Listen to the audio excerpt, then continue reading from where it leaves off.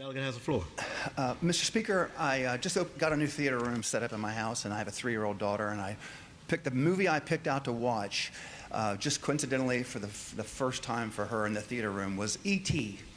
And the second scene after E.T. gets kind of abandoned by his spaceship is him sitting around, him with his older brothers and friends of his brother and his mom.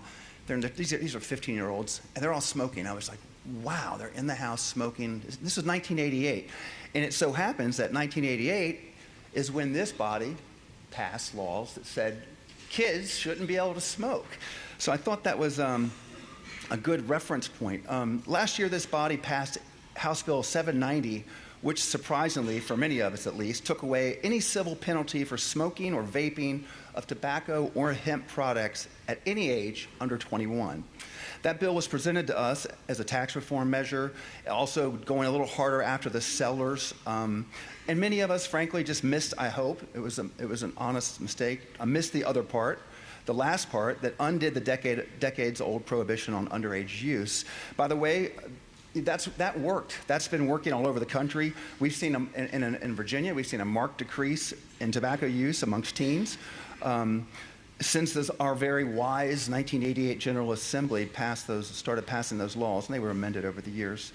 In any event, that's no longer the law, and according to our LEOs, our law enforcement agencies and officers, conspicuous underage use is rising significantly, and that's why it's on the top of our priority list from Stafford County Sheriff's Department, asking them to give them back some authority.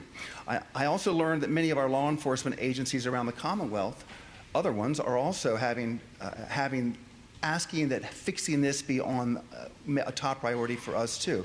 I'll suggest that maybe some of the other delegates here should phone home and talk to their LEOs and agencies to see if they like this, what we're doing here, or this lack of fixing this. So I initially supported the bill, and I rolled it into my tougher bill into this bill because it did have some teeth on the second offense. If you look at the amendment, those teeth are gone. It doesn't change anything. The current bill appears to do nothing except to change the status quo. And to be clear, confiscation occurs already on school property. The kids quickly restock, and I'm getting this, from the law enforcement agencies, and the cycle repeats itself. So I think this bill sends the wrong message. We will have a chance to rectify this oversight, just not today and not with this bill. Thank you, Mr. Speaker.